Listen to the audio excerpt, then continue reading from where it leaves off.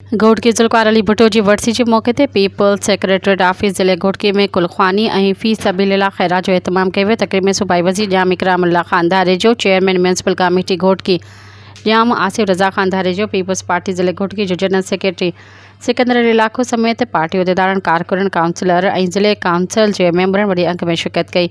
इन मौक़े ते सूबाई वज़ीर जाम इकरामुल्लाह ख़ान धारेजो ख़िताब कंदे चयो त शहीद ज़ुल्फ़िकार अली भुट्टो हिकु अज़ीम अवामी अॻवान हो जंहिं मुल्क जे ग़रीब ऐं महरूम तबक़नि खे आवाज़ ॾिनी। हुन चयो त भुट्टो शहीद पाकिस्तान खे मज़बूत आइन ॾिनो ऐं अवाम खे उन जे बुनियादी हक़नि खां आगाह कयो। हुन वधीक चयो त अॼु बि पाकिस्तान पीपल्स पार्टी भुट्टो शहीद जे फ़लसफ़े ते अमल पेरा आहे ऐं अवामी ख़िदमत जो मिशन जारी रखियो पियो वञे।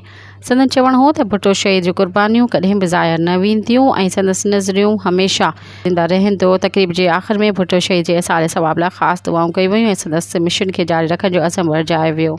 सब्सक्राइब कयो अवामी न्यूज़ HD खे ऐं ताज़ा तरीन ख़बरुनि लाइ ॾिसंदा रहो अवामी न्यूज़ HD।